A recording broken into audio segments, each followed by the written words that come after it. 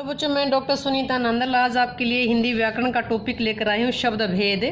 इसमें main topic होगा तत्सम और तद्भव, लेकिन उसकी जो बेसिक चीज़ें हैं वो क्लियर करते हैं। शब्द भेद हिंदी के शब्दों के वर्गीकरण 4 प्रकार से है। शब्द का पहला है उत्पत्ति के आधार पर। उत्पत्ति का मतलब जहाँ से निकली है, स्रोत के आधार पर। अगला है व्युत्पत्ति। व्युत्पत्ति का मतलब रचना, उसकी बनावट के आधार पर। थर्ड है रूप के आधार पर, यानी रूप है, प्रयोग है, व्याकरणिक विवेचन, एक ही बात है ये सब। उत्पत्ति के आधार पर या स्रोत के आधार पर, व्युत्पत्ति या रचना के आधार पर, रूप, प्रयोग या व्याकरणिक विवेचन के आधार पर, और फोर्थ है इसमें अर्थ के आधार पर। अब शब्द का जो पहला भेद है व्युत्पत्ति के आधार पर, स्रोत के आधार पर या इतिहास के आधार पर भी कह सकते हैं इसको, उसमें है तत्सम, तद्भव, देशी, विदेशी और संकर। इसको बाद में करेंगे। पहला एक है व्युत्पत्ति के आधार पर। व्युत्पत्ति का मतलब है बनावट या रचना के आधार पर। पहला है रूढ़। नंबर 1 है रूढ़। जिन शब्दों के सार्थक खंड ना हो, जिन शब्दों के सार्थक का मतलब उनको, उन टुकड़ों को अलग अलग करें तो कोई अर्थ ना निकले, तो वो क्या कहलाएंगे? रूढ़। या अन्य शब्दों के मेल से ना बने हो, जिन शब्दों के टुकड़े ना हो सके, खंड ना हो सके और अन्य शब्दों के मेल से ना बने, उनको कहेंगे रूढ़। उनको कहेंगे रूढ़। जैसे चावल, यदि चावल के टुकड़े करेंगे, चा जमा में वल, चा जमा में वल, 2 टुकड़े हो गए। अब जो चावल है, चा है, चाव जमा में ले बना दो या चा जमा में वल बना दो, तो ये निरर्थक खंड होंगे, निरर्थक टुकड़े होंगे। अतः चावल शब्द रूढ़ है। इसी जैसे दिन है, घर है, मुंह, घोड़ा, ये शब्द एक अर्थ के लिए रूढ़ हो गए हैं, प्रचलित हो गए हैं, तो यह क्या कहलाते हैं? रूढ़। इनके खंड करने पर, टुकड़े करने पर कोई अर्थ नहीं निकलता। अगला है यौगिक। यौगिक का अर्थ है योग जमा इक, योग से बना हुआ, जोड़ से बना हुआ, किसी के मेल से बना हुआ।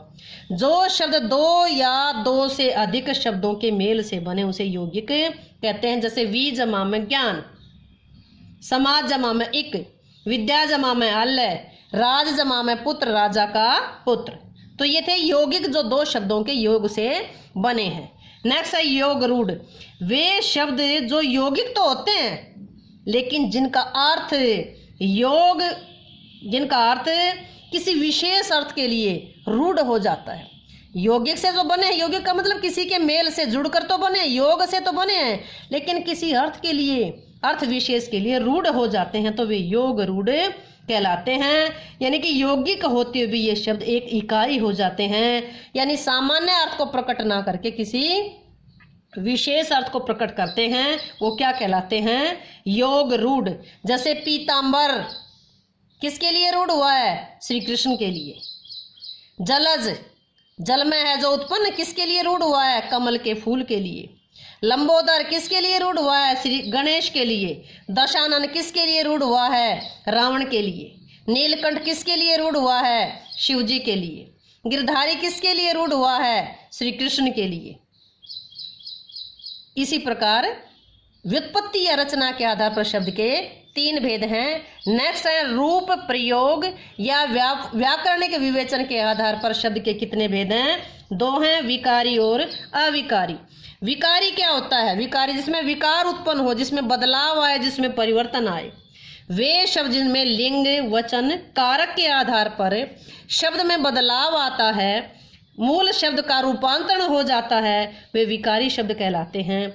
जैसे लड़का पढ़ रहा है, लिंग बदलेंगे तो क्या होगा? लड़की पढ़ रही है। लड़का दौड़ रहा है, तो वचन बदलेंगे तो क्या हो जाएगा? लड़के दौड़ रहे हैं। लड़के के लिए आम लाओ, कारक बदलेंगे में क्या हो जाएगा? लड़कों के लिए आम लाओ। तो संज्ञा, सर्वनाम, क्रिया, विशेषण, इसमें जो 4 है, संज्ञा, सर्वनाम, क्रिया, विशेषण, वो क्या कहलाते हैं? विकारी। और अविकारी क्या है? जिन शब्दों का प्रयोग मूल रूप में होता है, जैसे हैं वैसे ही मूल रूप में होता है। जिन शब्दों का प्रयोग मूल रूप में होता है और लिंग, वचन और कारक के अनुसार जिसमें कोई परिवर्तन नहीं आता, जो हमेशा एक जैसे रहते हैं, वो क्या कहलाते हैं? अविकारी। जैसा नाम वैसा काम, अविकारी, इसमें विकार उत्पन्न ना हो। इसमें कौन से आए? जैसे क्रिया विशेषण, क्रिया विशेषण, संबंध बोधक, समुच्चय बोधक और विस्मयादि बोधक। और इसमें पांचवा निपात भी इसी में शामिल कर देते हैं। इनको अविकारी को 5 काउंट करते हैं और विकारी को 4 करते हैं। अविकारी में कौन कौन से आए? क्रिया विशेषण, संबंध बोधक, समुच्चय बोधक, विस्मयादि बोधक और निपात। नेक्स्ट है अर्थ के आधार पर। अर्थ के आधार पर शब्द के कितने भेद हैं? एकार्थी, अनेकार्थी, पर्यायवाची या समानार्थी कह दे, विपरीतार्थक का दूसरा नाम विलोम। तो एकार्थी क्या है? जिन शब्दों का केवल एक ही अर्थ निकले वो एकार्थी, जिसमें एक से ज्यादा अर्थ निकले वो अनेकार्थी। जिन शब्दों हिंदी भाषा में जो अनेक शब्द है तो उनके समान अर्थ हो, समान अर्थ उनको समानार्थी कह दो या पर्यायवाची कह दो। अगला है विपरीतार्थक, जो शब्द विपरीत अर्थ का बोध कराते हों, विपरीत का मतलब उसके उल्टे, विलोम का अर्थ बोध कराते हों, क्या कहलाएंगे? विपरीतार्थक। तो अब हमें सबसे पहला जो हमारा टॉपिक था उस पर चलते हैं, तत्सम, तद्भव, देशी, विदेशी और संकर। तो तत्सम शब्द क्या होते हैं? तत्सम देखेंगे हमें। ये स्रोत या इतिहास के आधार पर शब्द के भेद थे तत्सम, तद्भव, देशी या देशज, विदेशी या विदेशज और संकर। तत्सम क्या है? तत् जमा में सम। तत् क्या है? उसके। सम का मतलब क्या है? समान। उसके समान। किसके समान? संस्कृत के समान। तत् समय, उसके समान। किसके समान? संस्कृत के समान। अर्थात जो संस्कृत से सीधे आए हों, उसी के रूप में आए, उसी रूप में आए, जिस रूप में आए उसी रूप में ज्यों का त्यों हमने उसको प्रयोग कर लिया, अपना लिया, वो शब्द तत्सम कहलाते हैं। जो संस्कृत से सीधे हिंदी में आए, उसी रूप में ज्यों का त्यों हमने अपना लिया, प्रयोग किया, वो क्या कहलाएंगे? तत्सम। अब तद्भाव क्या है? तद्भाव, तत् का तत् और भाव, तत् जमा में भाव, तद्भाव 2 शब्दों के योग से मिला। तत् का मतलब उससे, भाव का मतलब होना। किससे होना? जो संस्कृत से होकर के आए हैं, संस्कृत से बिगड़ कर आए हैं, विकृत होकर के आए हैं, वो क्या कहलाए? तद्भाव। जैसे हाथ का हस्त, पहले हाथ का हस्त यूज होता था, हस्त प्रयोग होता था, लेकिन बिगड़ते बिगड़ते बिगड़ते वो हाथ हो गया। पहले आम्र शब्द यूज करते थे, बिगड़ते बिगड़ते बिगड़ते आम हो गया। जो प्रचलित शब्द हैं उनको क्या कहेंगे? तद्भाव। क्या था कि सबसे पहले जो पाली भाषा थी, पाली में हमारी रचनाएं लिखी गई, प्राकृत में जैन बौद्ध धर्म की रचनाएं लिखी गई। उसके बाद आया अपभ्रंश। अपभ्रंश को लोगों ने बिगाड़ते बिगाड़ते बिगाड़ते क्या रूप बना दिया? अपनी भाषा, अपने अपने शब्दों का यूज करते करते जो प्रचलन में आ गई वो पुरानी हिंदी हुई। फिर लोगों ने अपने सुविधा अनुसार कुछ शब्दों को फिर बदलना शुरू कर दिया, फिर बदलना शुरू कर दिया। बदलते बदलते जो आज हिंदी हम प्रयोग कर रहे हैं वो क्या? वो प्राचीन जो हिंदी थी, पुरानी हिंदी, उसका जो बिगड़ा हुआ रूप आया, यानी कि उनका अर्थ बदलकर हम हिंदी में प्रयोग कर रहे हैं, वो क्या कहलाया? तद्भाव। संस्कृत के जो यूं के यूं आए वो तत्सम है, और अर्थ बदल करके सुविधा अनुसार लोगों ने जो यूज करना शुरू कर दिया वो क्या कहलाए? जो आज प्रयोग कर रहे हैं वो क्या कहलाए? तद्भाव। अगला है देशज। देशज का मतलब जो देश में जन्मा। देशज का मतलब है जो देश में जन्मा। अतः ऐसे शब्द जो क्षेत्रीय भाषा के प्रभाव के कारण परिस्थिति व आवश्यकता के अनुसार बन करके प्रचलित हो गए, वो देशी कहलाए, देसी शब्द कहलाए। जैसे थैला, गड़बड़, पेट, पगड़ी, लोटा, टांग। इसमें जो ड और ढ वाले जो शब्द हैं वो इसमें यूज होते हैं देशज। अगला है विदेशी। विदेशी शब्द, जो विदेशी का मतलब क्या है? जो दूसरी भाषा, विदेशी भाषाओं से आए हैं, विदेश में जन्मा है, इसको आगत कहते हैं, यानी कि आया हुआ। हिंदी में ऐसे अनेक शब्द हैं जो विदेशी भाषाओं के संपर्क में आने के बाद यहाँ पर प्रचलित हो गए। जैसे ऑफिसर, हॉस्पिटल, कैपिटल, क्योंकि हिंदी में ऑफिसर का अफसर है, हॉस्पिटल का अस्पताल है, कैप्टन का कप्तान है। ये भी 2 प्रकार के हैं जो मुस्लिम शासन के प्रभाव में आए, जो मुसलमानों के राज में थे आए, तो उस टाइम तो क्या था, ये अरबी फारसी भाषा प्रयोग होती थी। और जो यूरोपीय कंपनियों के आगमन और ब्रिटिश शासन के प्रभाव से आए वो अंग्रेजी भाषा के शब्द आए। 2 तरह के आए, एक तो जो अरबी और फारसी के आए, तीसरे जो ब्रिटिश शासन के काल में आए, उनके प्रभाव से आए, वो क्या आए? वो अंग्रेजी वाले आए। तो संकर क्या है? अगला देखिए संकर क्या है? जो सभी भाषाओं के मिले जुले रूप होते हैं, जो विभिन्न स्रोतों से आए, चाहे वो हिंदी से आए, चाहे अरबी से आए, चाहे फारसी से आए, चाहे अंग्रेजी से आए, उनको जोड़कर मिलाया, उनको मिक्स, यानी कि संकर कहलाया। जैसे छायादार, छाया क्या है? संस्कृत का है। दार क्या है? फारसी का है। बना क्या? छायादार। पानदान, पान क्या है? हिंदी का है। दान किसका है? फारसी का है। बना क्या? पानदान। रेलगाड़ी, रेल किसका है? अंग्रेजी का है। गाड़ी किसकी है? हिंदी की है। बनी क्या? रेलगाड़ी।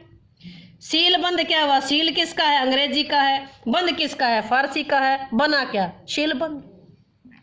अब मेन टॉपिक पर हम आते हैं, तत्सम। तत्सम वे शब्द, संस्कृत के वे शब्द जो सीधे आए, उसी रूप में हमने ज्यों के त्यों अपना लिए, वो शब्द क्या कहलाते हैं? तत्सम। अब तत्सम शब्द का टॉपिक है, बड़ा ही मुश्किल टॉपिक लगता है बच्चों को।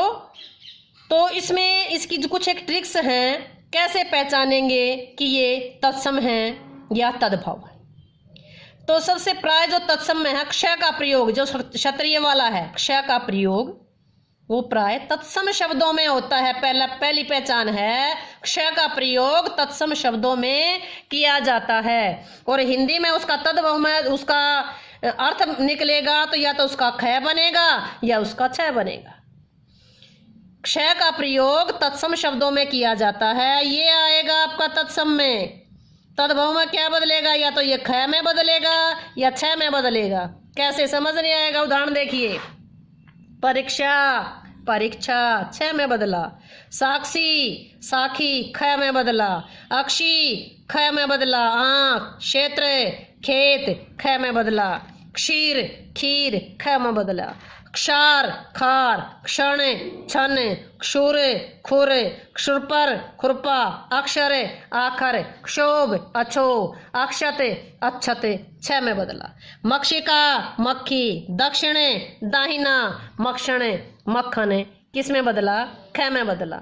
यानी कि प्राय जो क्षय का प्रयोग हुआ है उसमें तद्भव स्वरूप में तद्भव रूप बदला है, तो या तो क्षय आया है क्षय की जगह या क्षय आया है। तो ये पहली ट्रिक थी, पहली पहचान, पहला नियम ये मानकर चले कि तत्सम शब्दों में प्रयोग क्षय जहां आएगा उसको पहचानो दूर से, कौन सा है जहां क्षय आया, कि यहाँ क्षय आया, यहाँ आया, यहाँ आया, यहाँ आया, यहाँ आया। जहां क्षय का प्रयोग आया वो कौन सा होगा? तत्सम होगा। पहली पहचान क्षय का ख या क्षय में बदलना। दूसरी पहचान वह का व में बदलना। वह का मतलब क्या है? वह वक, यानी कि वह वर्षा, वह ये वह वन वाला है, वह बगुला वाला है, यानी कि वन बगुले में बदला। कैसे बदला? वक, वक का वह आया है बगुला। वक बगुला, वर्षा बरखा, वर यात्रा को बारात कहेंगे, विवाह को ब्याह, व्यथा बिथा, वधु का बहू, वट बड़, वाद्य बाजा, वारिद बादल, वणिक बनिया, वृद्ध बुढ़ा, वानर बानर, बानर कह दे या बंदर कह दे, वर्ष बरस, व्याख्यान बखान, वार्ता बात, वाराणसी बनारस, विग्रह बीघा, जमीन मापते हैं, जिस उस जमीन के माप का वो बताते हैं। वेश भेष, वत्स बच्चा, वर्ण वन वन, वेदना बेदना पीड़ा, वातुकल बावला, व्याघ्र बाघ, विद्युत बिजली, विभितक बहेड़ा, द्विवेदी डूबे हो गया, वर्कर बकरा हो गया। तो ये था वह का ब में बदला, यहाँ वह ब में बदला, यहाँ वह ब में बदला, ये वह ये ब में बदला, ये वह ये ब में बदला, ये वह ये ब में बदला, ये वह ये ब में बदला। तो दूसरा नियम क्या है? वह का ब में बदलना। वह जहाँ मिले तो समझो तत्सम है, क्षय जहाँ मिले समझो तत्सम है, ब जहाँ मिले तो समझो तद्भव है। वह जब ब में बदलता है तो ब वाला शब्द तद्भव होगा और वह वाला शब्द तत्सम होगा। नेक्स्ट देखिए, जो श यानी कि षटकोण वाला हो चाहे 21 वाला हो, किस में बदलेगा? बड़े स में बदलेगा, स में बदलेगा। शकुन सगुन 21 वाला था, स में बदला। शत सो शिक्षा सीख, श्रावण सावन, श्वास सांस, सुकर सुअर, शाप श्राप, श्रृंग सिंह, श्यामल सांवला, ससुर ससुर, दर्शन दर्शन, आदर्श आरसी, श्वेत सफेद, आशीष आशीष, राशि रास। अब आप शुरू से देखिए, इसमें शय से में बदला, शय से में बदला, शय से में बदला, श्रावण का शय से में बदला, श्वास का से में बदला, शय स में बदला, और श्राप का से में बदला, श्रृंग का से में बदला। ससुर का ससुर हो गया, दर्शन का दर्शन हो गया, आदर्श का आरसी होगा, श्वेत का सफेद हो गया, आशीष का आशीष हो गया, राशि का रास हो गया। पहला नियम क्या था इसमें, पहली पहचान क्या थी, जो क्ष आता है वो तत्सम में आता है। दूसरा क्या था, वह का बै बन जाता है। तीसरा श का स बन जाता है। चौथा नियम देखिए जिसमें री या त्रिशूल, त्र किसके योग से बना है, त हलंत है, और त जमा रह क्या बना, ये त्र। रात्रि रात, ऋषि ऋषि, र किस में बदलेगा, ये र में बदलता है। ऋतु ऋतु, श्रृंगार सिंगार। उदाहरण के तौर पर बताइए, जो श्रृंगार है ये 21 वाला आधा स है, उसमें री जुड़ी है, श्रृंगार। आम तौर पर जो गलत लिखते हैं, श्रृंगार क्या बनाते हैं, इसको पूरा बनाते हैं, ये लगते ही गलत होगा। सही है ये रूप इसका, इसमें बीच वाला ये डंडा नहीं आता, ये र नहीं आता, क्योंकि इसमें मात्रा कौन सी होती है, री की होती है। री की मात्रा ट की तरह जो नीचे लगती है ये होती है, ये होती है री की मात्रा। रात्रि रात, ऋषि ऋषि, ऋतु ऋतु, श्रृंगार सिंगार। राजपुत्र राजपूत, घृत घी, भ्रात भारिया, भ्रातृ भारिया यानी कि भाई की पत्नी, भारिया भाभी। मृतिका मिट्टी, घृणा घिन। तो पहला क्या था, क्षय का प्रयोग तत्सम में होता है, वह का बै में बन जाता है, श का स बन जाता है। अगला है विसर्ग का प्रयोग तत्सम शब्दों में होता है, संस्कृत के शब्द होता है, जैसे कर्पूर है कपूर है, कपूर। ज्येष्ठ है ज्येष्ठ। अक्षय त्रय और री यानी कि अर्धवर्ण, अक्षय त्रय और री और अर्धवर्ण किस में शामिल होते हैं, ये सारे ये तत्सम में, इनका प्रयोग तत्सम में होता है। यह ज में बदल जाता है, श से में बदल जाता है, श ख और घ में बदल जाता है। पहले बताया था ना, श से में बदल जाता है, तो श का क्या था, ख या घ में बदल जाता है। जहाँ एक चीज मेन देखिए, जहाँ चांद बिंदु होगा वो हिंदी का में यूज हुआ, यानी कि तद्भाव शब्द होगा, तत्सम नहीं होगा, ध्यान रखिए। यहाँ जहाँ ऊपर चांद बिंदु लगा होगा वो तद्भाव शब्द होगा। उदाहरण के तौर पर देखिए, इधर तत्सम है, इधर तद्भाव है। गेहूं, मूंग, मूछ, तो क्या है इसमें, ये चांद बिंदु आया है, ये तत्सम शब्द है।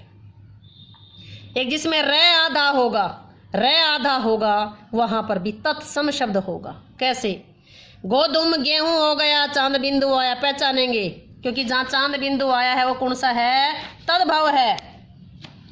मुख चांद बिंदु आया, क्या पहचाना, तद्भाव है। श्रेय, श्रेय वाला यानी कि श्रीमान वाला श्रेय आया, इसमें आधा र आया तो तद्भाव हो गया, तत्सम, तत्सम हो गया। आमर में र आया, आधा र है तो क्या हुआ, तत्सम हो गया। व्याघ्र में घ में र आया तो तत्सम हो गया। भ्रू में र नीचे आया तो तत्सम हो गया। नक्र में र नीचे आया तो तत्सम हो गया।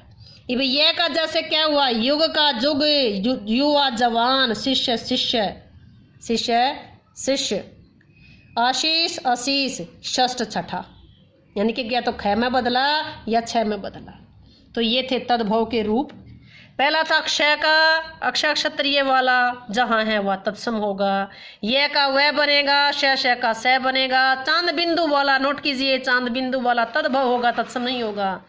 और री, और जहाँ री आएगी वो मैंने आप उसमें स्वर और व्यंजन वाले में भी बताया था। स्वर वाले में जब री का जिक्र आया, जहाँ री आएगी अर्धवर्ण र आएगा, तो अर्धवर्ण के साथ जहाँ र आएगा, ऊपर आए चाहे नीचे पैर में आए, मैंने उसमें बताया था र के रूप में, जो ये पैर में आता है ये पूरा है, ये पूरा है, लेकिन याद है वर्ण के साथ जहां पर आएगा वहां कौन सा होगा, तत्सम होगा। तो रह के कितने ही रूप थे, चाहे वो इसमें ट्रक वाला था, चाहे ये वाला था, चाहे ये वाला था, रह के जो सारे रूप जहां पर भी आएंगे सामान्य को छोड़ करके वो किस में होंगे, तत्सम में होंगे। तो वीडियो समझ आई हो, अच्छी लगी हो तो लाइक करें, शेयर करें, चैनल को सब्सक्राइब करें।